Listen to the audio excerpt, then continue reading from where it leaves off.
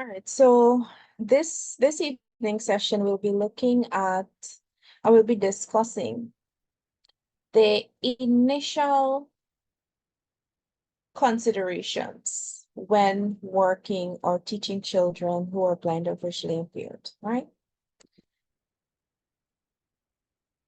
Hold on, just give me 1 minute.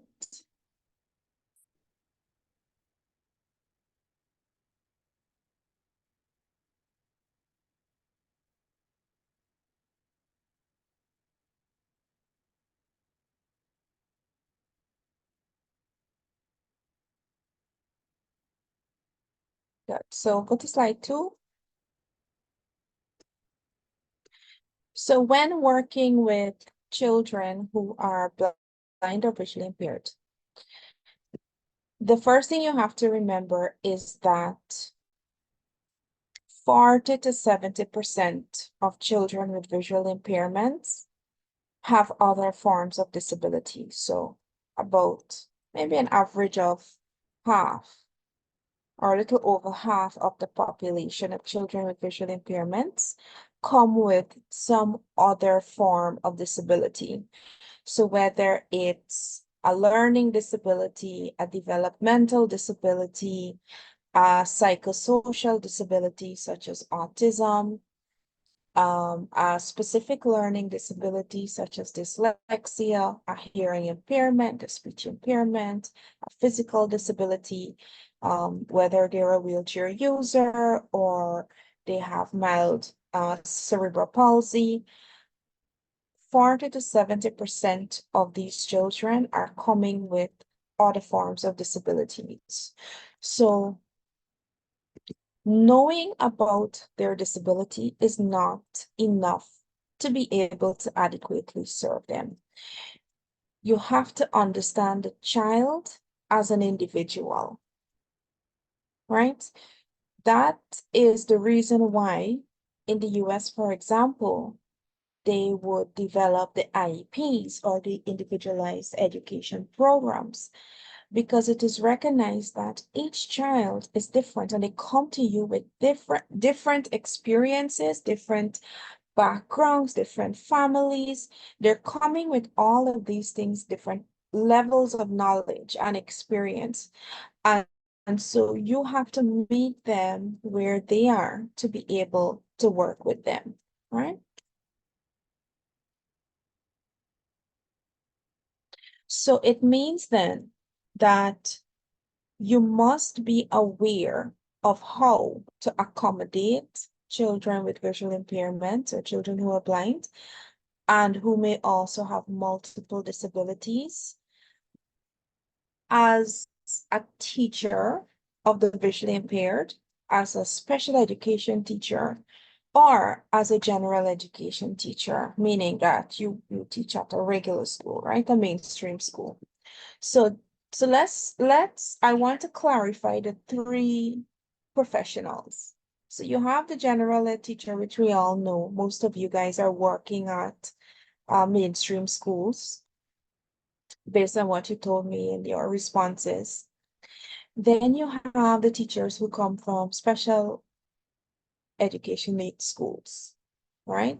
Those are teachers who generally work with children with intellectual disabilities, children who are deaf, children who are on the spectrum, and so on.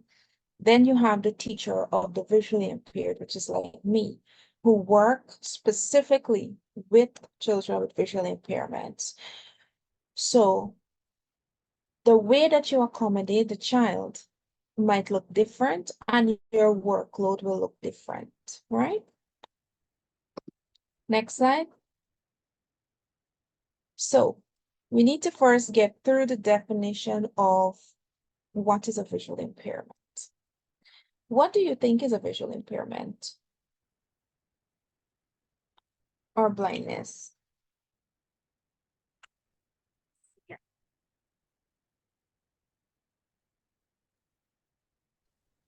Good night, Miss. Good I evening. think visual impairment. It's not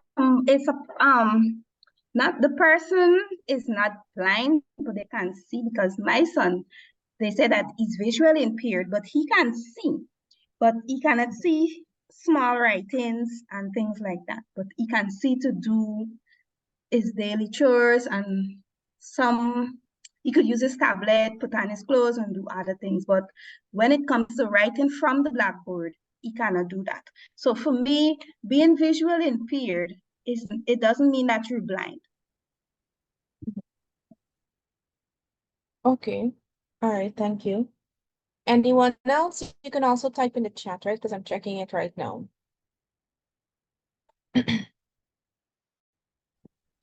So what Good afternoon, Miss. hold on, just now. Female was going to speak first, and then I'll take your response. I'm not sure of your name, though. Go ahead. Hi, go ahead. Visual impairment can be considered as where persons would need some form of assistance to help them see better. Well, it's usually through the glasses, but they would need some level of assistance in being able to see better. Okay. All right. Thank you. Go ahead. The other person. Hi, Miss. This is Stanton Marks. Hi. Um, Go ahead. I believe visually impaired can be referred to a person who needs assistance to see. There's some form of problem or issue with the eyes that cause the person to be unable to see clearly or not see at all. So it doesn't necessarily mean that the person is blind, but Mhm. there is some form of severity or problem with the eyes that cause them or hinder them from seeing properly. Do you understand, Miss? Yes, I understand. So what about if the person is blind? Because visual impairments generally cover people who are also blind.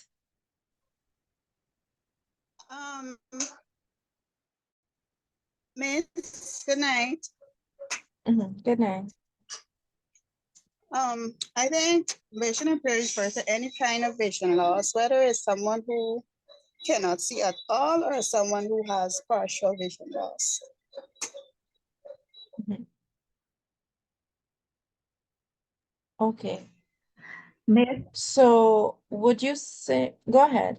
Miss, what about having this technically no this this problem, like you cannot see far, like you're short sighted, you can only see close, like short sighted. Mhm. Yeah, Mhm. that could possibly be a visual problem. People who are short sighted. Okay, so that's myopia. Yeah, Miss, for me, that's my opinion because I does have that problem sometimes. Like sometimes I see blur blur, I can't see really far away. Yeah.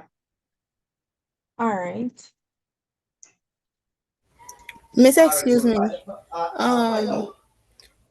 Miss, visual impaired could be when the person, whether or not they wear glasses or so, they still cannot see far away, or if they, even if they wear contact lens, they cannot see very far. They could see, but not very far. Mhm.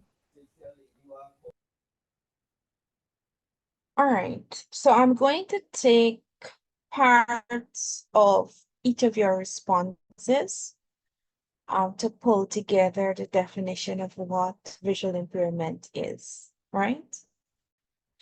So the standard definition is that it's any form of vision loss which affects the individual's vision, and it gives them an acuity of 20/200. So I'll explain what that means just now. So with maximum correction. right?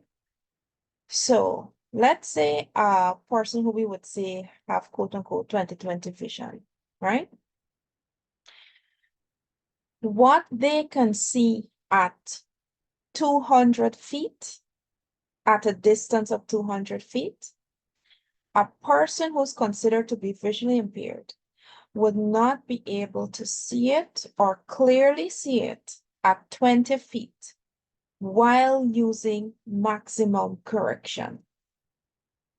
So it means that if the person has an eye condition which requires them to use spectacles or contact lens or whatever assistive aid, even with the use of that aid, they will still not be able to see at that distance, which is 20 feet, right? So that's why we say 20 over 200, because what they would be expected as a fully sighted person, what they would be expected to see at 200 feet, they cannot see at 20 feet with maximum correction.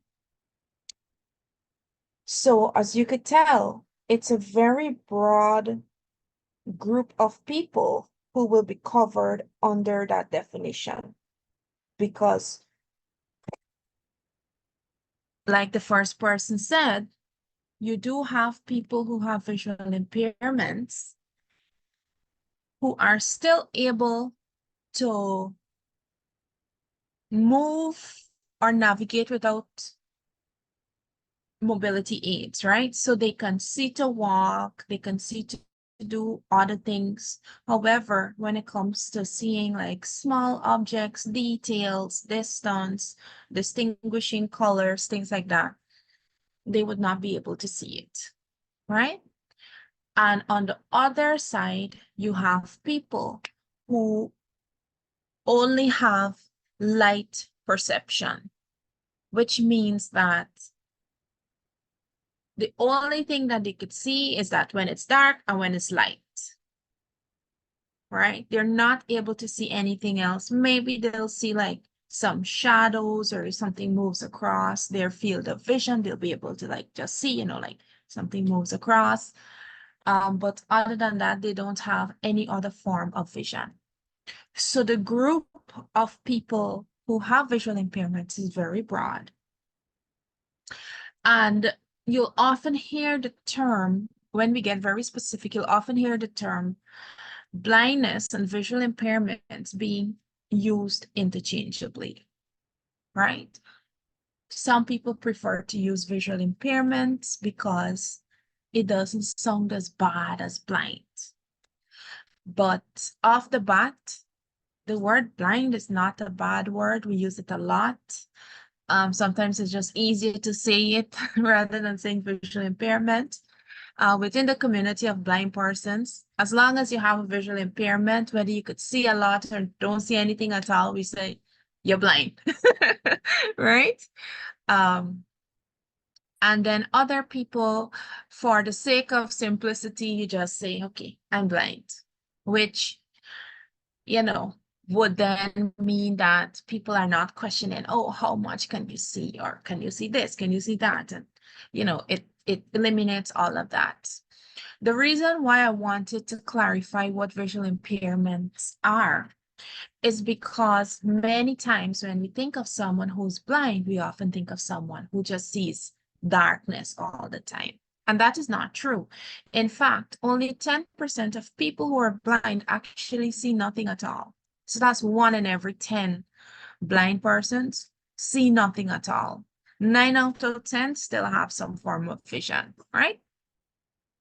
So it means that if someone says that they are blind, it does not mean that they maybe can't distinguish colors or see that a large object is there in front of them, even though they may not be able to tell what it is and so on. So it doesn't mean that that person is lying or, you know, not being truthful and so on.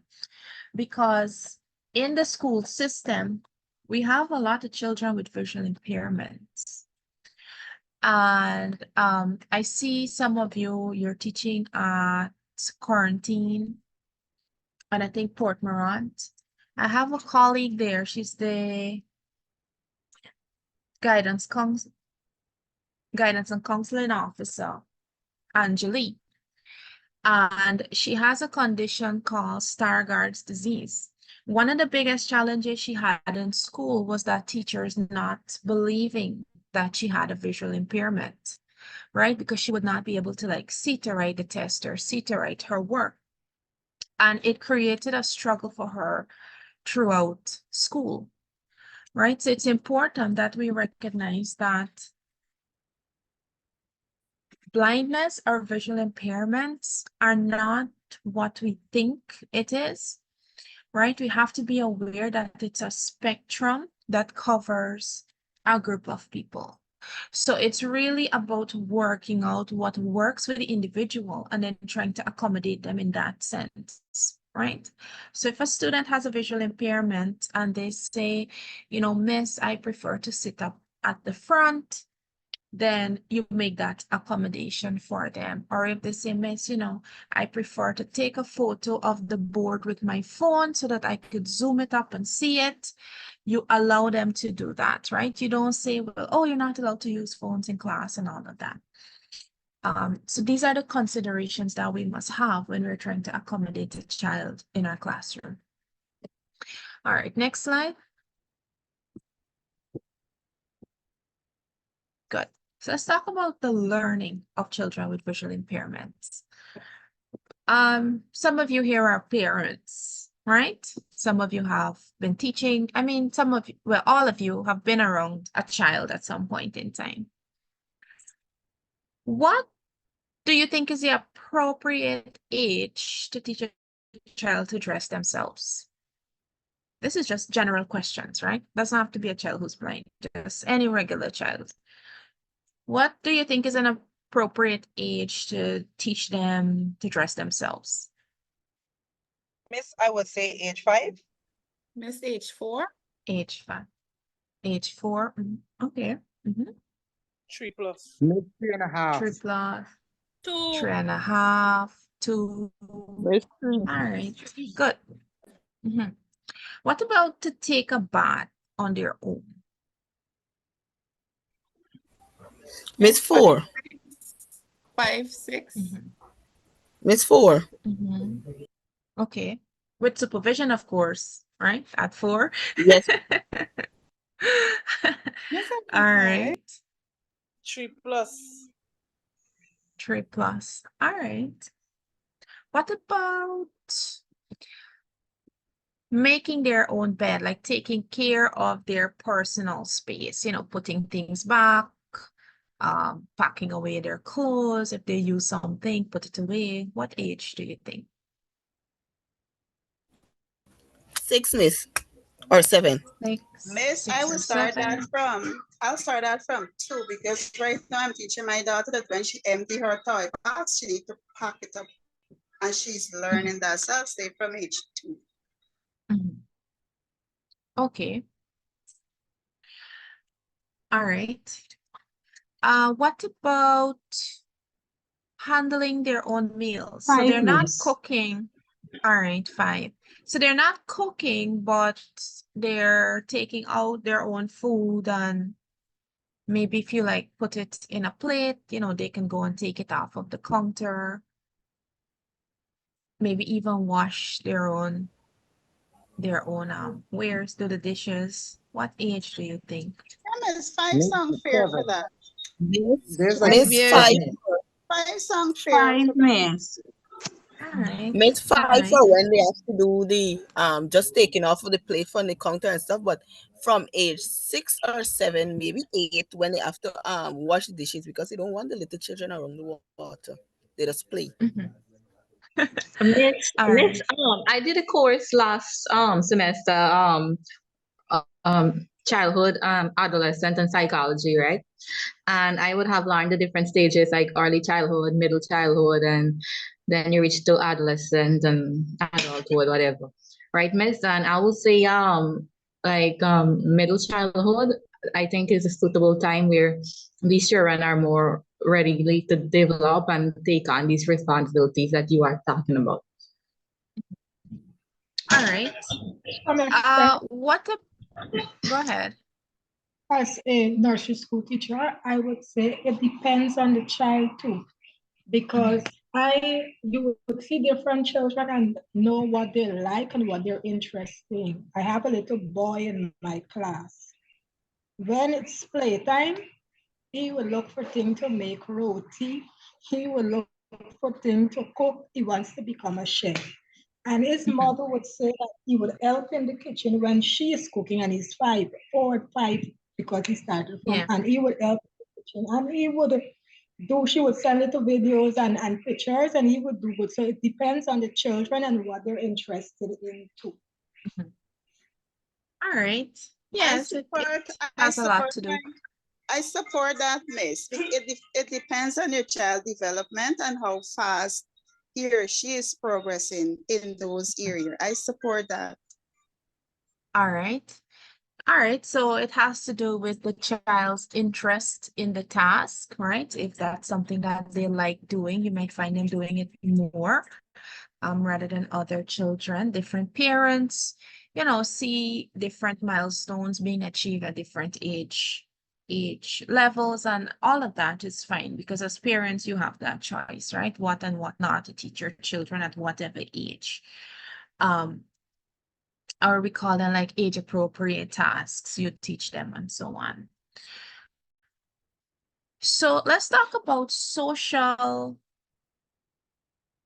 acceptable behaviors, saying thank you, waiting your turn, sharing, those kinds of things that we generally consider to be good manners.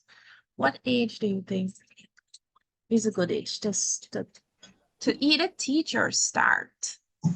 Miss from the Early time they start childhood. speaking. Miss from the time they start speaking, if you teach them manners.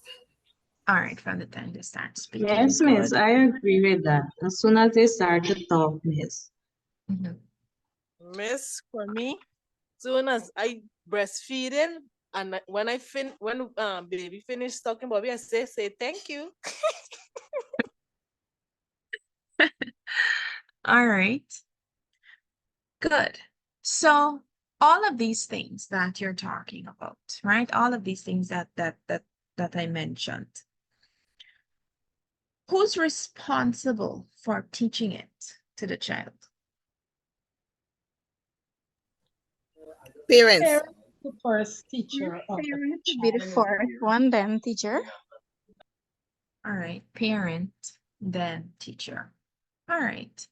Well, yes, I mean, in all, like in every area that you study, you learn that the family is often the first agent of socialization, right? That's where children first learn everything.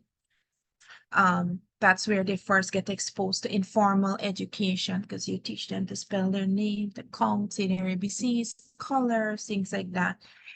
You teach them all of that at home before they actually go out into the school. So the family plays a very important role in the education of a child, because a child learns a lot more than just like what they learn in formal education, right? So let's take formal education away for a while and just look at all of the things that a child learns while they're at home, right? Now, my question is, other than intentionally teaching, because sometimes we don't really teach these things, the child just learns, right? How do they learn these things? And we're not teaching them, because sometimes a child might do something. It's like, I never taught them that, like, how do they know that? How do they know to say those things? So how are they learning those things? Through observation. Miss, Miss what's five the sense. Yeah. Hey, Miss, based All right. upon the five senses, and especially the sense of sight, they can learn things by themselves. All right. Observing, using their senses. Any other responses that are different to that? Miss, I would say the media also plays a part, because like for instance, as soon as these children get started age, I don't blame parents. They give their child like tablets and stuff like that to be on the phone so that they will get chance to do other stuff. But at the set time as parents, you should monitor whatever your child is watching because there's a lot of things on the internet that these children would learn from. Because I taught my niece, because she can read out, like, she knows. Okay, your audio went really low. I'm not sure what changed, but your audio went really low. Miss the internet. You Yeah, hear go me now? ahead. Yes. Yes, I was saying that the media plays a big part also, like the Mhm. internet and so on. Yeah, I heard Technology, that. like, Yeah. yeah. Mhm. Yes. All right, so it comes back to observation, right? Go ahead. Miss, I would say society too, because these kids, when they're small, miss, they hear what people like neighbors saying and so on. That's why they some of them pick up those stuff impromptu, miss. So I would say with society. All Miss, right, so again, I mhm, would say from their peers, miss, because my daughter is in daycare, and she is mhm, coming with some things that mhm. she's the only child. So it has to be that she's seen the other children doing it at school, and when Right. she come home, she's trying it out. So from All peers. right. Good. So it, wherever they're learning it, in whatever setting or who are the people around, I'm not hearing you Yes, clearly. Miss, can you hear me? Yes, I'm hearing now. Miss? I would agree with all my colleagues. I would say is the given environment at that time, because sometimes you don't have to teach a child directly because they learn it indirectly. They can be watching you, what you're saying, how you act, how you behave. And when they go to school, they're observing there as well. When they're going to the market with their parents. So it's any given environment where they're in at that particular time, they can learn from. Mhm. All right, good. So essentially what everyone is saying here is that children are seeing what's happening and they're observing, they're learning, they're taking in, right? And even when you think of an infant, not able to walk, not able to talk, a baby, when you smile at them, they smile back at you because they're mimicking that facial expression, right? And you can see that a majority of the things that a child learns, whether they learn it intentionally or not, is done through sight. And we call that incidental learning, where children casually learn things by observing and then mimicking that action, right? This is very different for a child who's blind because a child who is blind has zero incidental learning. Even for children who have some level of vision, you have to remember that they are seeing the world through an impaired vision, right? Which means that they may never ever clearly know what certain things look like because they're just used to seeing it blurry all the time. Like that's their norm. Good. So for children who are blind, and I'll say blind and and this means everyone under that category. Because, or I might just say BVI for short, blind and visually impaired. But for children who are blind, they do not experience incidental learning. So immediately, I want you to start thinking of, well, how much more effort does a parent have to put into teaching the child these things that my child may be able to learn by just watching me do, right?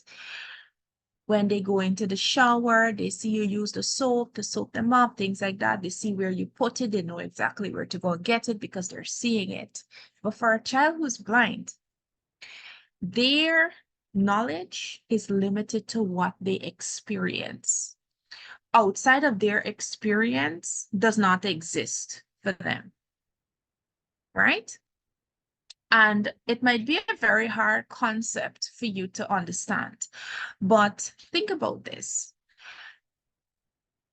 Without all the things that your child knows, right? And let's say you start from zero, or you put them into a room that is completely dark, you know, has nothing for them to see. How would they learn? How would you teach them it, right? These different skills and concepts and things like that. So for a child who's blind, the only information that they're getting from their environment is what they hear, and they will not understand what they're hearing. They know what they're hearing, but they don't quite comprehend what that means, right? Like, for example,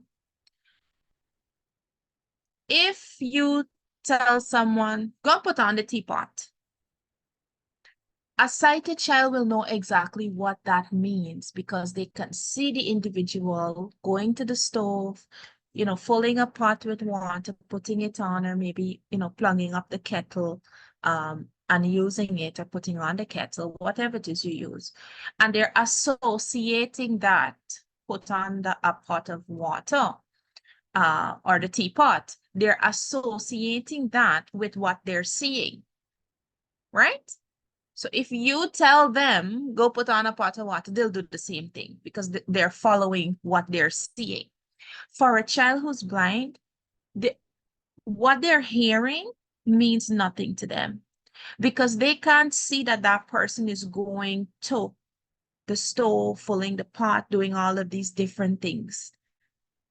The only thing they know is that maybe a pot of water might give me tea, or they usually do that when they're making tea. But to fully comprehend what that means and what it looks like, they would not know that unless it is intentionally taught. When working with children who are blind, every single thing has to be intentional, right? So an example of how you could make that a learning experience for a child who's blind is you say, okay, I'm going to put on a pot of water to make tea. You show them where the pot is, where it's located, and you say, well, we first have to get it from here, and then we have to ensure that we fill it with water, but not any kind of water. You know, maybe we just use drinking water or whatever. This is where we go. This is how we fill it. You can't fill it too full or it might run over. You don't want it to fall, things like that. You show them how to carefully hold it and maybe take it to the stove. You show them how to put it. And then you explain to them that once you light it, and they'll be able to feel the heat, right, from the stove. Once you light it, we wait for the water to boil. What does that mean? It means that the water starts to have bubbles and you can hear the difference, right, when the water is boiling. So as you could tell just from that explanation that it requires more effort on the part of the parent, right? It requires more effort because you have to be intentional in what you do. Good? That's just one example of how, because of the lack of incidental learning, children who are blind are often starting at a disadvantage, right? So think of a situation where the parent either doesn't have the time to work with the child to teach them these things, and now the child comes out to school, right? And so it is up to the teacher to then teach all of these things to the child. So we'll talk about all of that later on. I think next week, the topic next week, we'll look at that in greater detail. Next slide.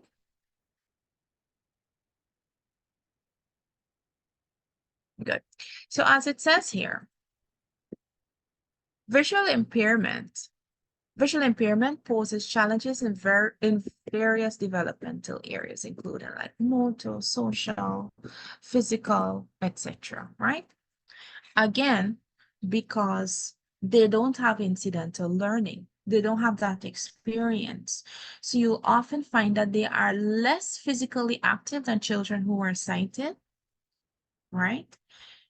And again, parents are afraid that, what if they fall? What if they bump themselves into something? What if they injure themselves? So because of that, and because they think of it as stressful. It's like, oh, I don't have the time to watch them. I have things to do. I just don't have the time to watch them play to make sure that they're safe. I don't have the time to safeguard a place for them. Things like that would hinder that child from getting the experience in terms of being physically active. It's the same with social experiences. If you ever come across a child who's blind, you'll find that they engage in certain behaviors that we call blind specific behavior. So like only children who are blind or people who are blind engage in these behaviors. So like they're often rocking, they might be, rubbing their eyes, staring at a light source. Maybe, they have a torchlight and they turn it on and they're just staring at it all the time. They are repeating things because that's how they're getting their information, right? Having their head bent all the time, like that's a major challenge that we are always battling, that trying to get them to sit up straight, to look at you in the face, when they're talking to you or in your general direction, because nobody looks at the ground and talk, like unless you're an introvert or something, right? But it's not normal. It's not socially acceptable. People think you're weird and strange. So we're always having to teach and like sit up, raise your head, speak to me, speak loudly, those kinds of things. So those are very specific behaviors or challenges that we'll find when working with children who are blind. Next Hi, slide. Miss. Go ahead. All right, I have a question on the slide that you just shared. Okay, So yeah. how do you actually, as a teacher, how do you work with them after you have realized that you're seeing these signs? How do you actually go about to deal with it? And one of the slide you explained that, persons, they don't normally respond to things like how we would, but it's like you mentioned with the pot and the tea. And you said, for instance, like how if we say, okay, we're gonna put the pot on the stove and then make the tea. Yes, they're listening, but when it comes to responding to the actual thing, it's different. Now, all the knowledge that we're gonna be gathering gonna help them to, for instance, if we're teaching them, what would be things that we will have to do and how do we go about doing it? I would really like to know. All Help right, them to that's a really understand. good. Yes, you can let me know if I'm correct. So you would like to know what areas or which skill areas that you would have to teach them and how you go about doing that. Like, how do you decide what to teach them? Is that it? Thank you. All right, good. So let me say at this point in time that there are 3 teachers I identified earlier: the general ed teacher, the special ed teacher, and the TVI teacher, the visually impaired. I do not expect a general education teacher to be doing these things. You can, for the purpose of this course and for your own knowledge, by all means, I encourage you to learn as much as possible, because you may eventually go into working with children who are blind, and this would come in very useful. But working in your schools, realistically, this is not possible, right? Like you can't even handle 25 to 30 children individually. And then to add a child who's blind, who doesn't know certain skills that they need to know for the classroom. And this is aside from schoolwork, right? It can be very challenging. And I don't want you to believe that it's your job and you have to, right? You don't have to. It would be good, you know, if you choose to do it, but you don't have to. And this is often a misconception with general education teachers or mainstream teachers that, you know, I have to somehow put in 10,000 times more the work to accommodate this child in the classroom. And so that's why you have the special education teachers and the TVIs. Now, let's say you're teaching, you know, you're teaching at a regular school, you notice a child has a visual impairment. You immediately would want to reach out to someone who could put you in contact or put the school in contact with the SEND department in your region, right? Because all this extra support that the child needs would have to be done by the teacher of the visually impaired, right? That's our job. Our job is to work with them to make them independent so that they could function in your classrooms, right? So I'm going to go through the questions that you asked, but just know that this course is not to say that you have to do all of these things because your workload is already, you know, overwhelming as it is. And so I don't expect that you're going to put in all of these other things. That's why the TVIs are there, right? Okay. Now, Excuse me, I'll ma'am. quickly go Sorry. ahead. Uh-huh. Just before you go further, right? Uh-huh.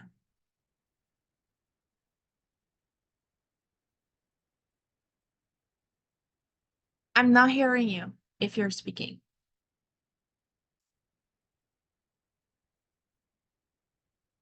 I observed two things that you right? Now, for example, my nephew wear glasses. I wore glasses a piece of time. And you could maneuver with a child with glasses in the classrooms. But when somebody is completely blind or visually impaired, cannot see, everything that you are going to be teaching them has to be converted into Braille. You understand, Miss? Miss? Yes, I understand, but it's not the correct statement you're making. Right? Because I can tell you when I was attending CPC, they certainly did not put anything in Braille for me. Right? I use my computer. I don't know. And I'm asking just for okay, some sorry. clarity. It sounded like a statement. No, it does not have to be converted in Braille because not all blind people read Braille, right? And again, even if that's the role of the TVI. So for example, let me give you, so I had two blind, when I say blind students attending a secondary school, right?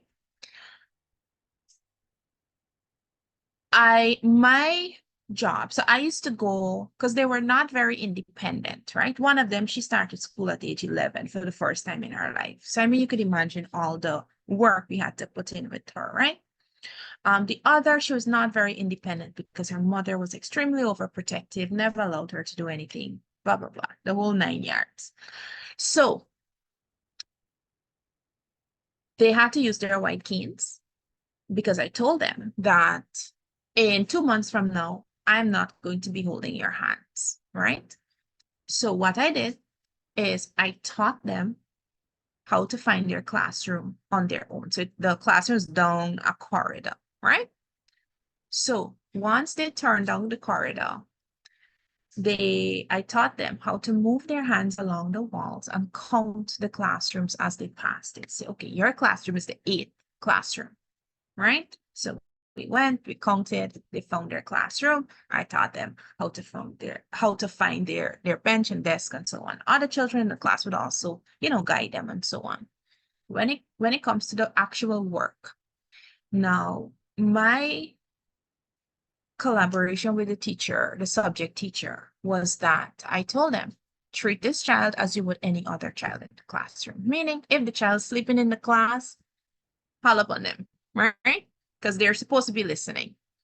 However, while you're teaching, try to give more verbal descriptions. So for example, instead of saying, okay, class, here on the board, number one, what do you think the answer to number one is? That child has no idea what you're talking about, right? So a way to accommodate them would be, okay, class, so we're going to look at the 10 sentences we have on the board. The first sentence says, Jack ran to school. What do you think is the verb in that sentence? You see the difference? It doesn't require the teacher to go prepare all these additional materials, and that child can be able to follow. And even me saying it, I mean, you guys are able to follow better on the second one, right? Because if I say, what's the answer to number one? None of you have a clue what I'm talking about, right? Unless you're seeing it. So what we also did was we taught them how to use their laptops with JAWS so that they took their notes, or even if the teacher was calling the notes too fast for them to type, I would type out their notes, or I would scan the textbook so that they have their notes and they were able to do their revision, right?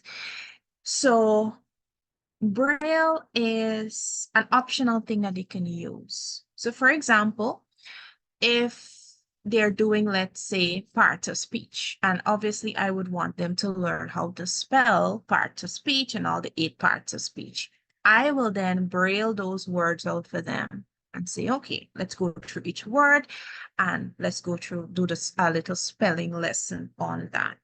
That's the extent to which they might be using Braille in the classroom. They would not be using it to write exams, to do all of these things, right? Because once they get hold of technology, they very rarely go back to Braille, right? Hi, Miss. So, But I have a question. Is Braille this kind of thing that it touch to kind of understand yes. words? Okay. Yes, So Braille is a tactile writing system. is every child that is visual, or every person that is visually impaired, have access to these things? And how, for persons like me that don't know much of it, how do you guide them? Is it clear that you can see the word while they're touching it? Or because I saw one on TikTok, and this girl, well, she just be reading her Bible with this Braille, and she just be touching it and she would be reading, and everything that she's saying is correct. So I'm asking if when they touch, and let's say I'm standing above this child, I could able to see exactly what he's reading or she's reading by No, not unless you know Braille. So Braille, okay, so everyone who has a visual impairment should know Braille, because it's how we learn literacy, right? So a regular child would look at words, learn it, read it, whatever.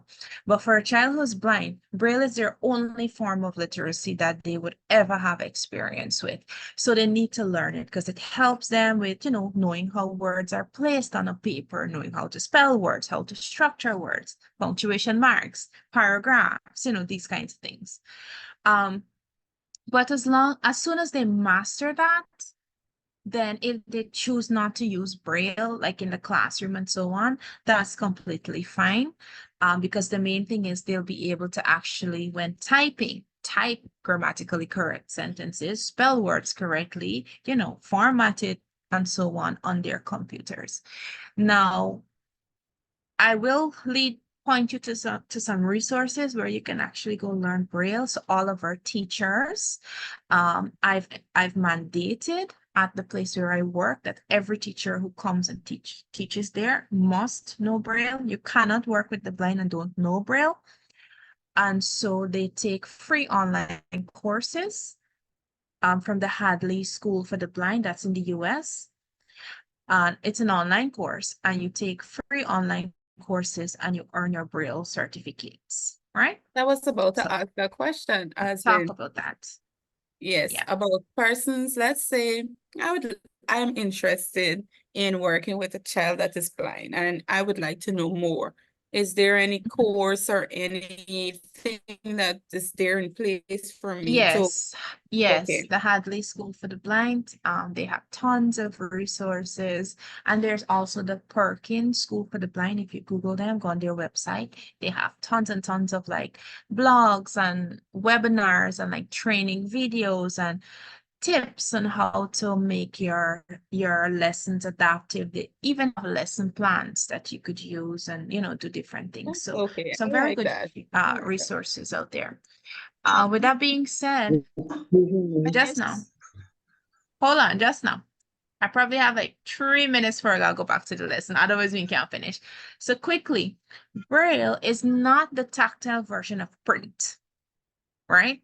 It's not actual print letters raised as dots. It's a totally different system that is used, right? So we'll do Braille when we do literacy a few weeks from now, or maybe next week, I think. I can't remember.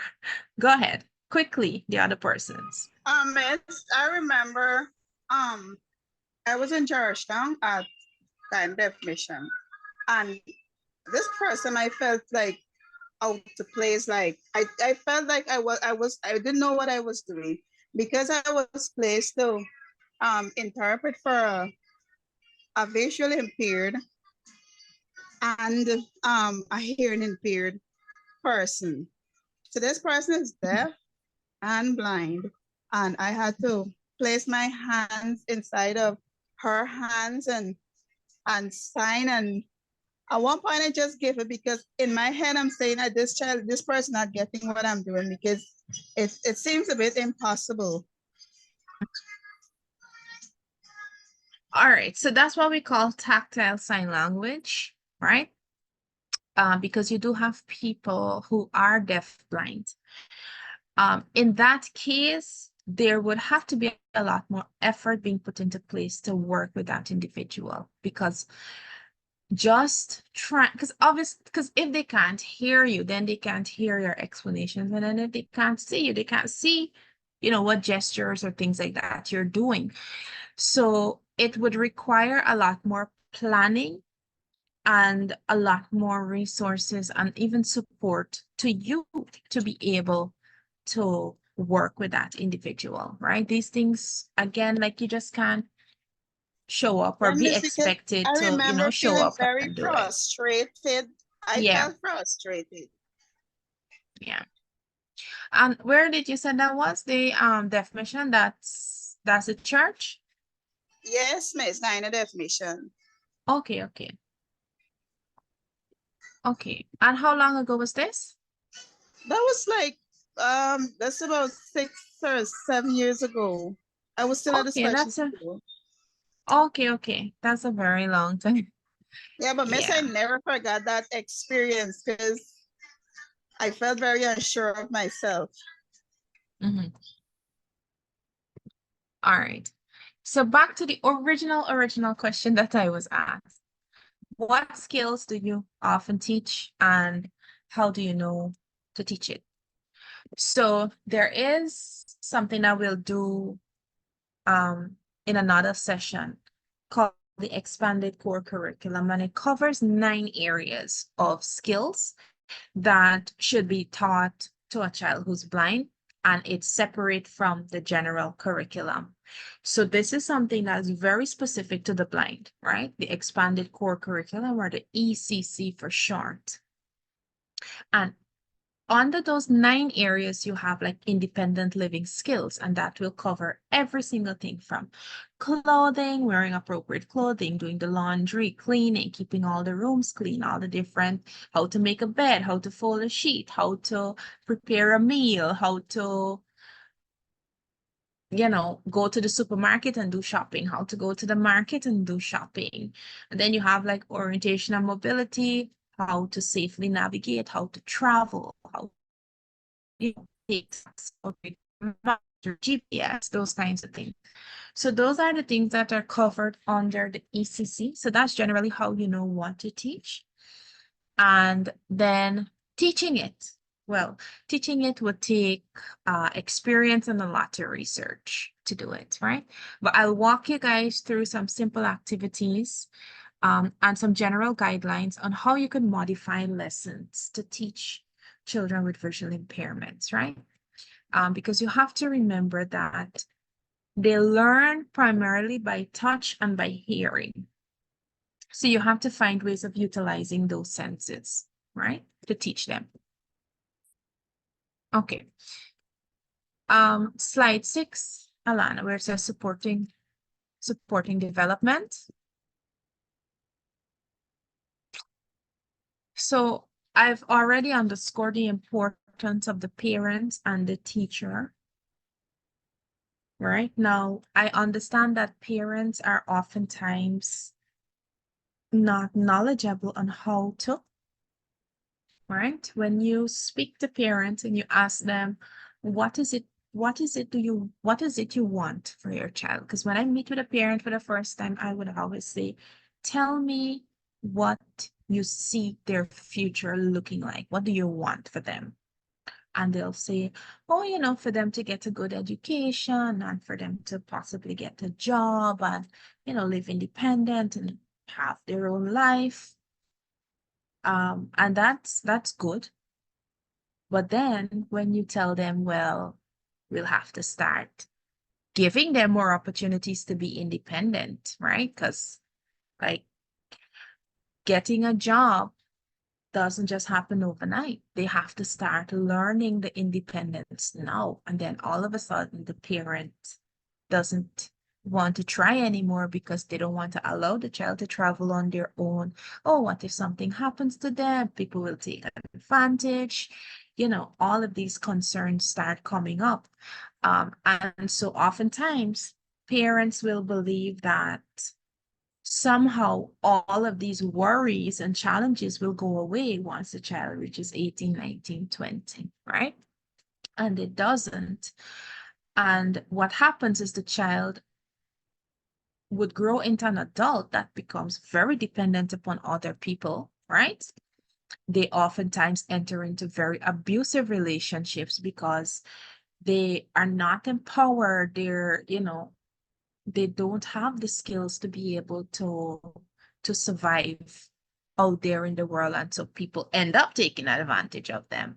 So we would often talk to parents about getting your child involved and getting them to be independent now, because now is the time where we need to start, right? We can't wait until they turn 18, 19. You have to start now. That's why you will always hear about early intervention. We need to start as early as possible. Some of you were talking about 2, 1, 2. For certain skills, for children who are blind, we have to start it even earlier, right? Because they have a lot more to learn.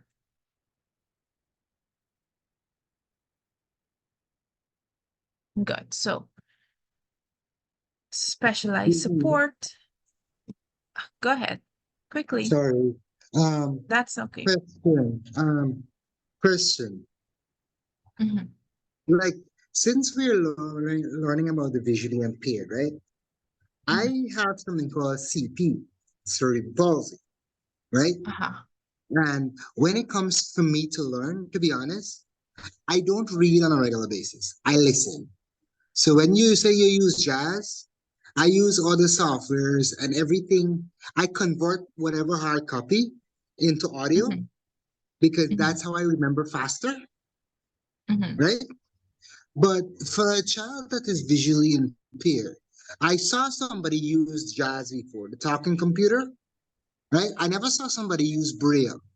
But wouldn't they learn faster if they use Jazz instead of using Braille? You, does it make sense? You Um, understand? I see why you would say that, but you have to remember that each learner is very different, right? And and we have diverse learners. So what may work for you may not work for someone else. And so we have to, in the third week, the third lesson, when we look at assessments, you'll see that we have what is called a learning media assessment, and it's where we have to assess what is the best way to give information to the child. Is it audio? Is it tactile, such as in Braille? You know, do they work better on a Braille machine or on a computer or a tablet or a refreshable Braille display? Those kinds of things, right? Do they learn better when they hear or do they learn better when they touch?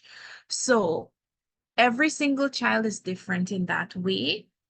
And we have to remember that, right? So that we are not forcing what we think is the best way onto a child because they're not going to learn, right? Because I have some students, by the time you put on audio, they fall asleep, right? And these are low vision students, so like they would prefer to zoom it up on their phone, even if it takes them a year to read it, like they want to read it. Because if you put on audio, they can drop to sleep, right?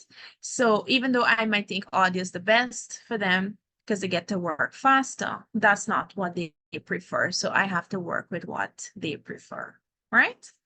But that's a very good good point that you made there, and it at least allowed me to address that aspect of which is better and which might be more effective. Thank you. All right.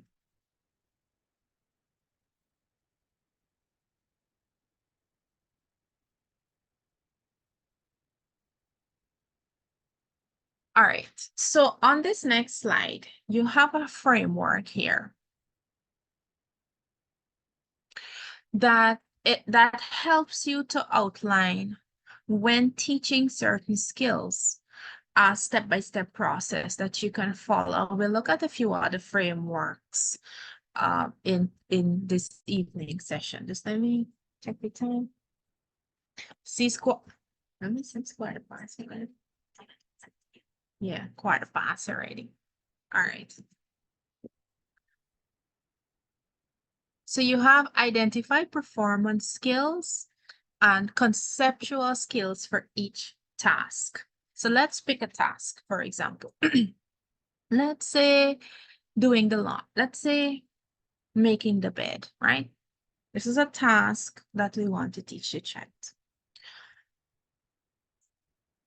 So first you'll have to identify the things that you would want them to know how to do and the concepts that you would like them to know about, right? So a concept could be,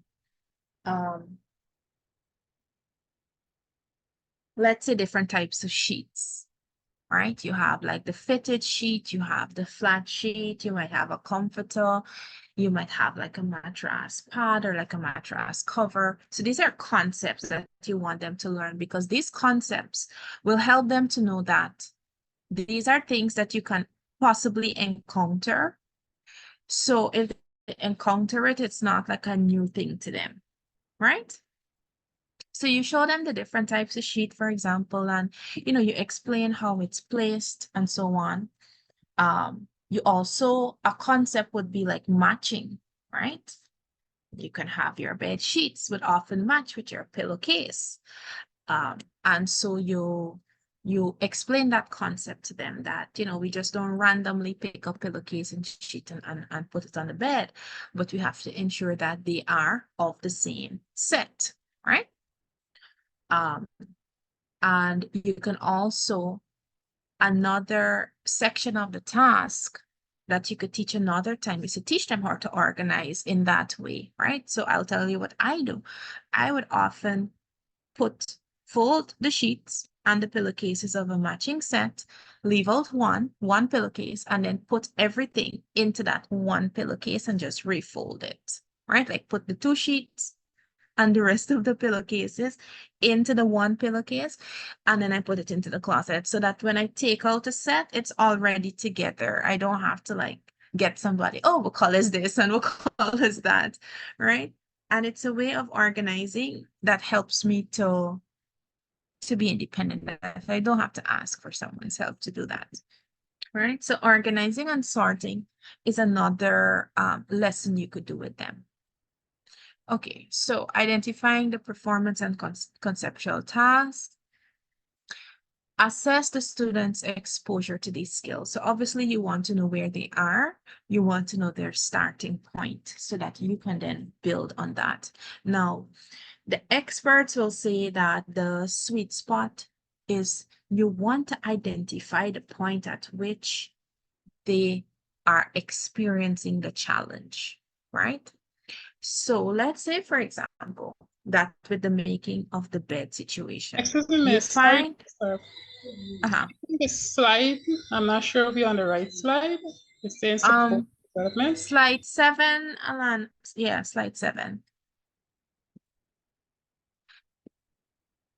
Is it on slide 7? It should say steps, identify performance and conceptual Yes, skills for miss. each task. Okay. Right. So I'm at exposing the students. Sorry, assessing the student exposure to this.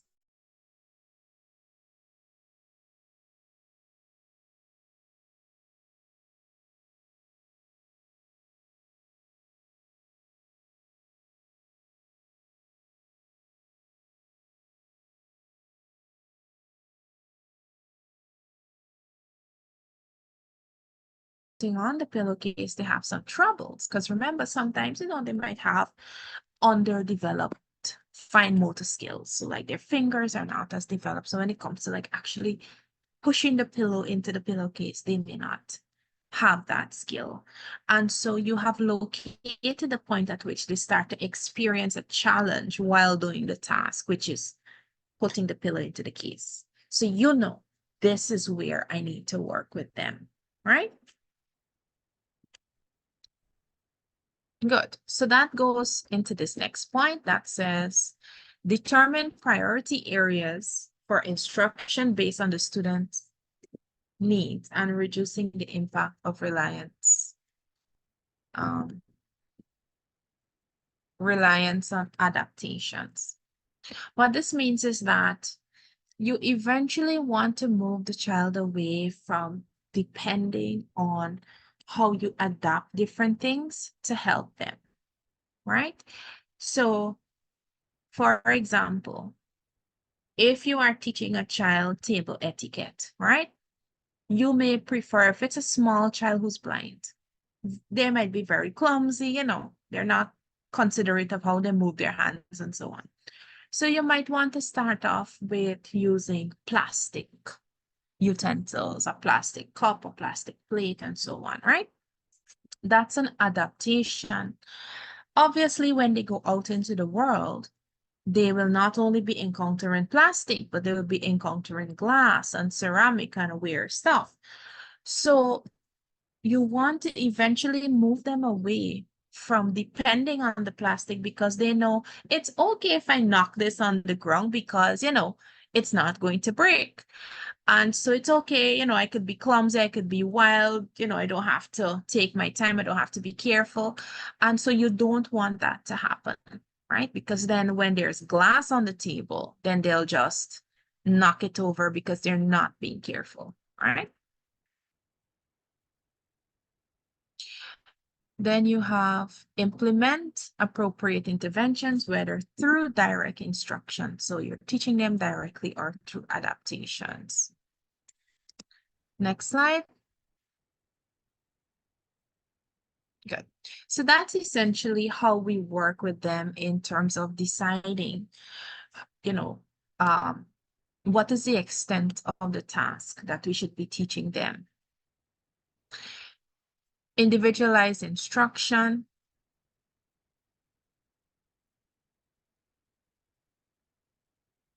Good.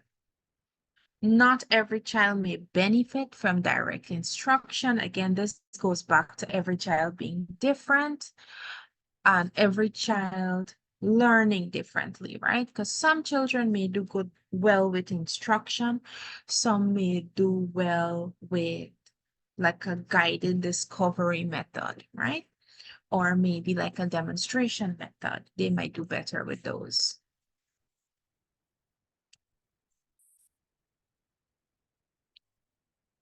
Okay, collaboration. This is why I was telling you guys that it's not a one-man show, right?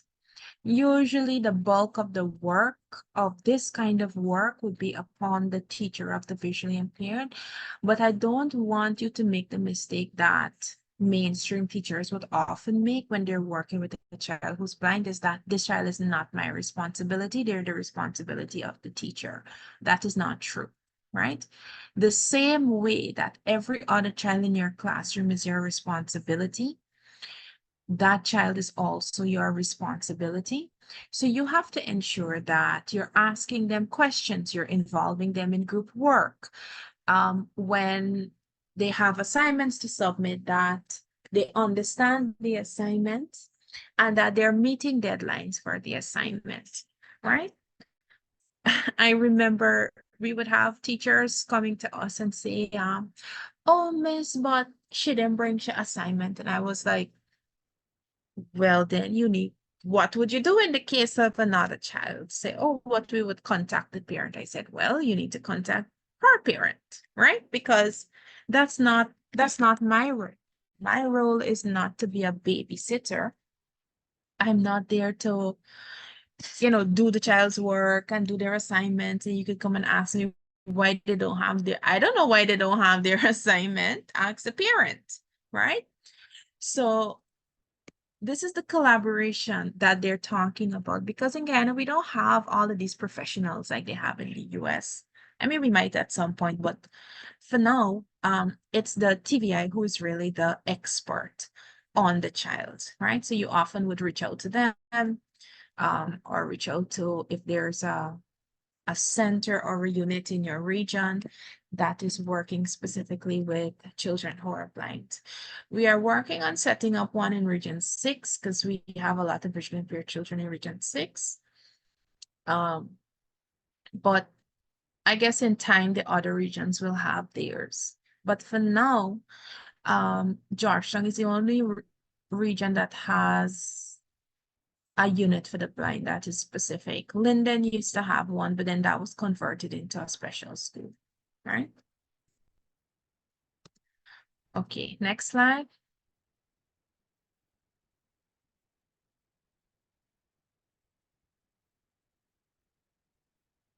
I'm going to skip over this because I went through this already. You can read it. You can also read on the role of the parent if you need something more formal.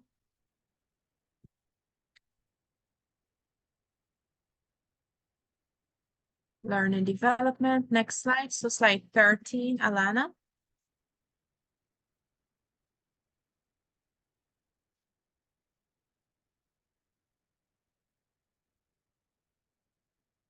Okay, good.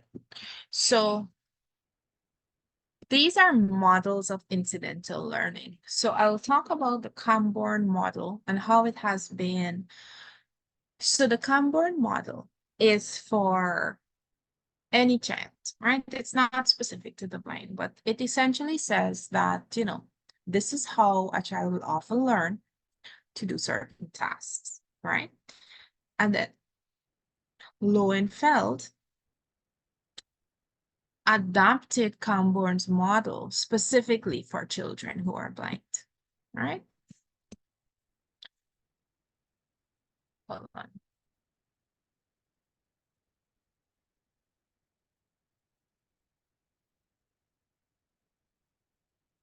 Next slide. Let me go through it fast.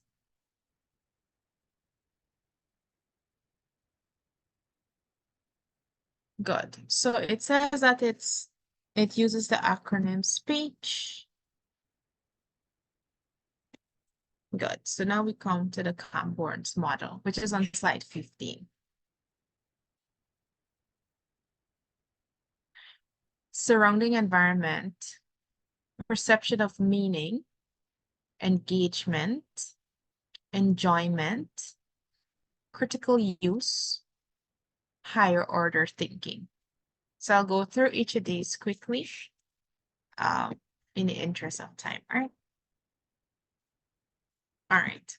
Now, if you're teaching a child a task, the environment has to be as authentic or as natural as possible, right? Because generally, you want them to learn the skill. And in order to learn the skill, you would want them to be in the natural environment.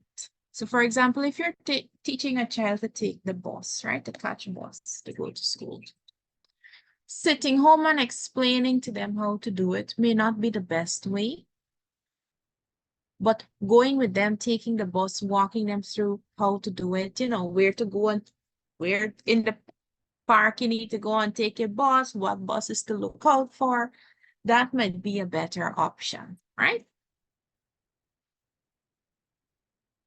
Then the perception of meaning. And this is understanding, right? This is understanding on the part of the child. Understanding what is required to be done for that task, right? So the child would need to understand that they need to know directions, they need to keep their eyes out on the road, they need to be careful, right? They need to have their money, they need to ensure that they know how to, you know, convert money properly so that they don't get robbed or like they pay the right fare, those kinds of things, right? So all of those are meanings that are involved in the task. Engagement is the actual doing, right? So this is the physical activity now where they actually engage with the task or they perform what is expected. Enjoyment, as somebody said, I remember earlier, you guys were talking about interest, right? There has to be an interest in it to be able to do it.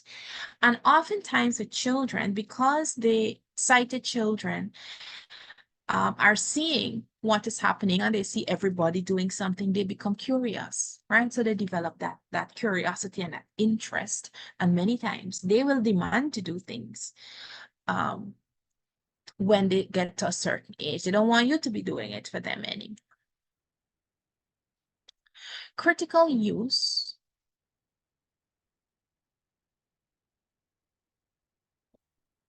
Critical use means that these skills have to be able to be transferred and generalized into other settings, right?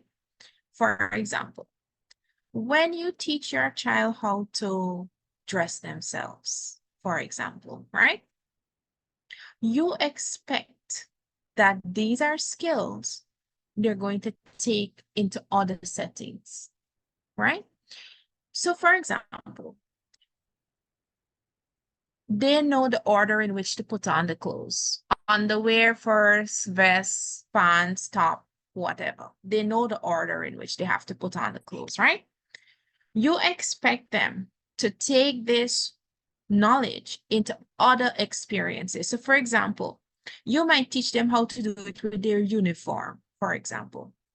But then you expect them to apply the order when they're putting on every other piece of clothing. So if you're going out on the road, you expect that, well, okay, I taught them that they need to put on the underwear first, then the vest, then the top, then the pants, right?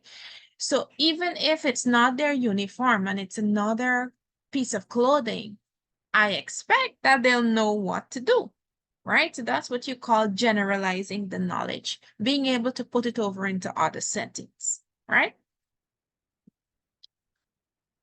And then higher order thinking.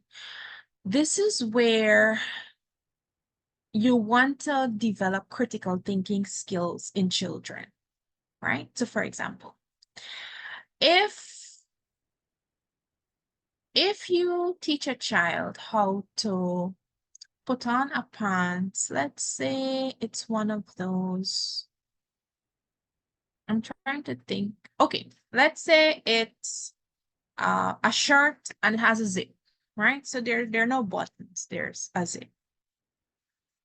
Critical thinking skills means that when you give them a shirt with buttons, that they could figure it out. You don't have to come and tell them, right? That they know that, okay, in the other clothes, it was a zip because I have to ensure that I close this thing up, right? Like that's the idea, to close it. And I have to work with what I have here because I have to close it. That's my goal, to close this shirt. But how do I close it? Critical thinking skills means that they can work it out on their own, that they're not standing there looking at the shirt like, how do I do this, right? And I often hear like people saying that, oh, I didn't know how to do this when I did small, and this child come and it's like the child watching at the bowl and the soap, like they know what to do with it, right? So that's definitely not something that we want. We want to develop critical thinking skills so that they could be able to problem solve and figure things out on their own. We just give them the fundamental knowledge and then they could use that to actually move through life, right?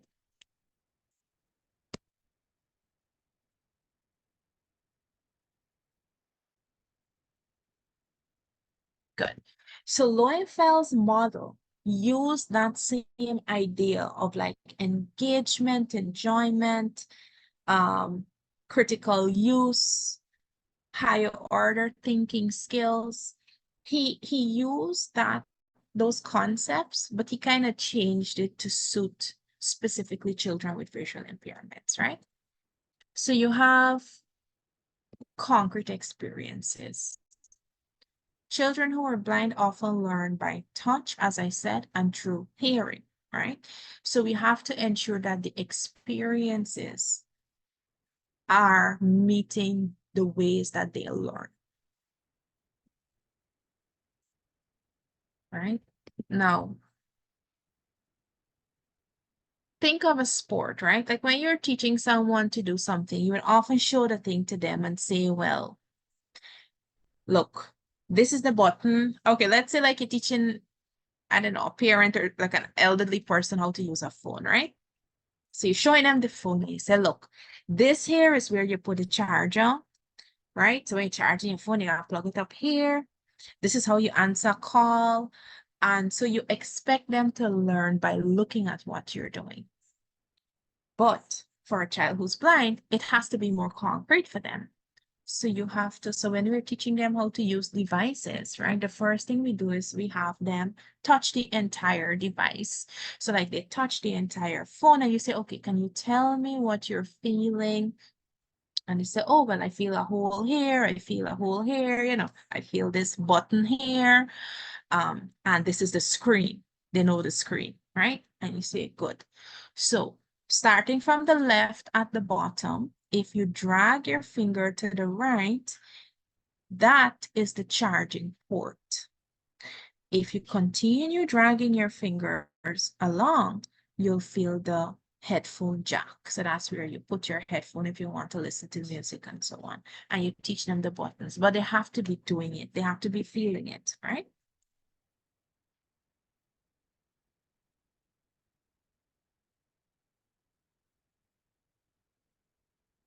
Unifying experiences. Alana, are you at this slide? Slide 16? No, let me go to the slide. Like you sleeping. Unifying experiences. While we are teaching the child the task in parts, we must bring it together in the end. Right? We must bring it together in the end because remember, as I mentioned, the child who's blind, they're not seeing what's happening. So they don't know the entire process. So doing laundry. A child who's sighted can stand up and watch you rinse, scrub, do whatever, put in the soap powder. A child who's blind, they're not seeing that, right? So this is a whole process now that you have to teach them.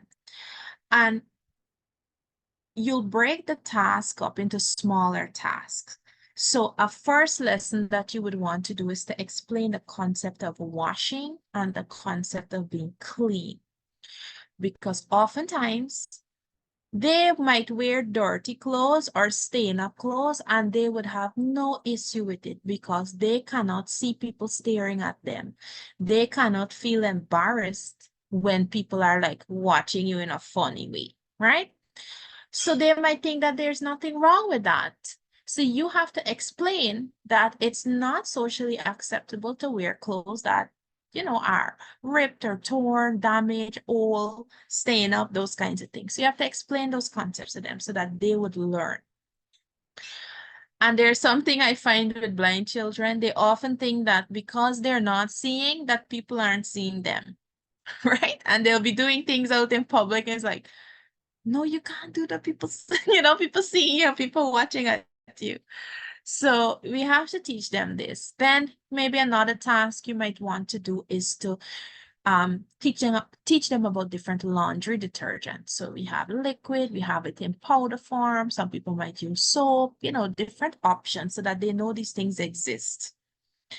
Then you teach them how to put it together. What is the purpose of bleach? What is the purpose of soap powder? What is the purpose of all of these things?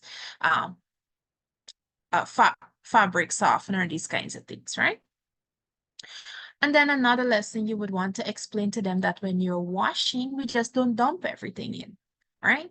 We have to sort by color because some clothes, it might run and stain and so on. So we sort the whites, we sort the colors, those kinds of things. But at the end of it, you want to bring everything together because they have to know that doing the laundry is a process and that clean clothes just don't magically appear in the room, right? Because they're not seeing what's happening, so they don't know.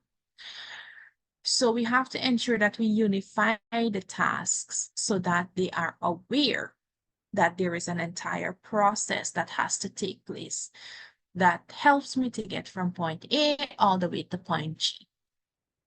All right? Okay.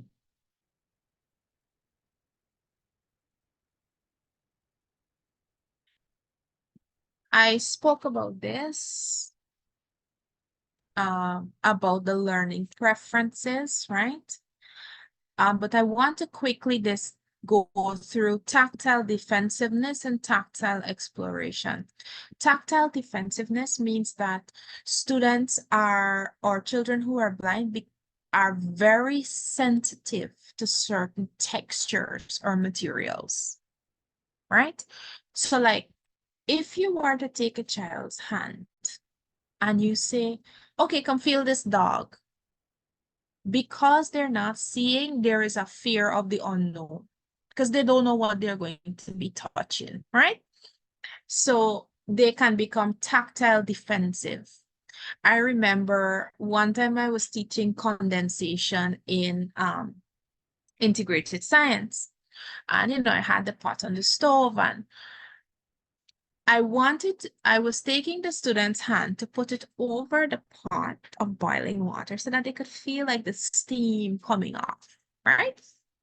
Or I think it was evaporation, something like that. But I wanted them to feel the heat so that they know, like, this is steam. And when they remove their hands, they would see that it's wet, right? And she would not put her hand over the pot. Even though like I was doing it and I was showing her that I was doing it and it wasn't her. But she was so fearful of the heat because, growing up, you're always hearing about how you can get burned and all of these things. So she has never explored different levels of heat. And so she was so, so afraid of doing it. Like I had to just end up doing it with a pot cover just so that she would learn the concept that I was teaching because I couldn't force her, right? That's what you call tactile defensiveness. And of course, we don't want them to be at that point because we want them to be interested in exploring using tactile means. All right. And then there are some tips here on how to help a child cope with tactile defensiveness. Next slide. All right, this talks about, I won't go through all of this. You can read this on your own. Using prompts, this is on slide 19. I'll go this through quickly because this is important. Good. Learning your student means that you have to learn how long it takes them to process what you ask them, and you have to decide what is the waiting time. Right? So some students, because of maybe a developmental delay or an intellectual disability or a cognitive disability, whatever it is, they might take longer to respond. They might take longer to process the question that you ask. And so you have to know the different levels of prompting. So I'm going to go through the different levels of prompting quickly. Hold on. So very quickly, what you want to do when prompting is you want to start with the one that is least intrusive. Now, it is very, very disorienting when you're just there minding your business and somebody grabs your hand to do something, right? So you don't want that to happen to the child. So if you ask them a question, let's say you say, okay, so we're doing the computer and turn on the computer, right? You give them the instruction to turn on the computer, and they turn on the computer and they're waiting on you, and you say, okay, what next? So that's your first level of prompting. You're not touching them. You're not intruding on their space.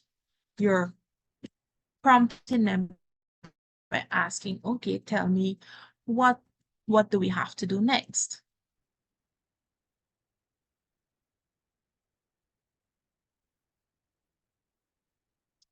All right. Then if they don't respond, then the next level of prompting is giving them direct instruction. Then you say, okay, now I want you to maybe press the Windows key, right? That's a direct instruction. If that doesn't work, then the next level of prompting would be to use their hands. So you say, so this is how you approach. Every time you're going to touch a child who's blind, this is how you do it, right? You say, I'm going to touch your hand and guide you to the door. Is that okay? Right? When they respond, you then move ahead. You don't grab them. You don't pull their hands without first letting them know what you're going to do and letting them know that they have the control to say yes or no. Because remember, you're preparing them for the real world. So you have to ensure that when they're out in public and you're not there, that if somebody grabs their hand, they can pull away and say, you know, like, why are you touching me? What are you doing? You don't want to normalize grabbing a child without them knowing what it is you're going to do and all of the rules, right? So you say, I'm going to take your hand to guide you to the Windows key. Is that okay? You say, yes, miss. Say, okay. So you take their hand and then you guide them to the Windows key. So as you can see, we move from the least intrusive and then we worked our way down, right? So those are the different levels of prompting. Good. But of course, your goal is always to ensure that prompting them in the least intrusive way, because then they'll become dependent upon you to show them how to do everything, right? All right, good. So I'm closing off there. Go ahead and end the recording. Oof, I took so long. Anyways, I was hoping not to take so long, but the content is a lot. Any quick questions? Good night, miss. This is Jamila here. Could you please share your PowerPoint separate from this video that you made? Are you on the Moodle platform? Yes, miss, but I'm not seeing anything other than the course outline. Okay, all right. I will let the girl check it and I'll let her post. Let her upload the stuff there, right? Because all of this we had for the last class. All the handouts, all the PowerPoint, everything. You would have access to, right? And if I find any other thing that is useful, like for example, I link also the Hadley School for the Blind, so that you guys, if you're interested to take a Braille course, you can do that. But you must be using a computer though, right? Because it uses the computer keys as a Braille machine when you have to type the Braille. Miss, Uh-huh. Excuse me, Miss, is it that me and this previous teacher facing the same problem? We are not getting no other week 2 going on. It's locked down. We only access to week 1. I think only course outline there. It's not open. All right. In that case, what may be happening is that the platform only allows you to view the content as the weeks go by. Like you don't get access to the entire thing. But the others, you can let me know if you have access to the other weeks. If not, then it could be that's how it's set. Because I don't really go on the Moodle platform. We have a communications officer at the organization, and she would just do that for me because I would just give her instructions on what to do. The other person. So that's how it is for all the courses. As we go on, that's how it opens. You don't have access. I don't think we have access. So you're only seeing the course outline, you said? Thus far, for some other courses, they may have different work that the teacher put up. You have to post the information to do the thing was there. But what I'm saying is that for most of the courses, it can be clean. Yeah, I understand that part, but I was saying the PowerPoint and so on. It's not there. It's not there as yet. No, not as yet. Miss, excuse me, is it the I'll fix that. ECC, something like that? Yeah, there's supposed to be 2 documents. Keys week 1, ECC week 1. Week 1, And the PowerPoint. Oh, because this is a Word document, but it has some of the things just what you thought, what you teach tonight. Yes, those are the 2 handouts, and it has a PowerPoint. But I sent these materials last week, to your class reps to share with you, since last week I shared these. So I'm assuming it's in your WhatsApp groups. You probably need to just go back and check it, right? Yes, Miss, it is in the WhatsApp group. Yeah, I figured that they would have already shared it. So you just need to double check your WhatsApp groups. And I will continue to do that. Send it through WhatsApp and post it on Moodle. Right? If you specifically request me to email it to you, only then I'm going to send it out via email. Right?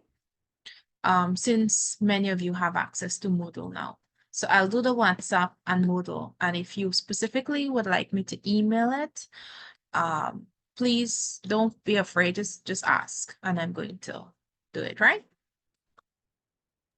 Excuse me, Miss. Sorry to disturb you.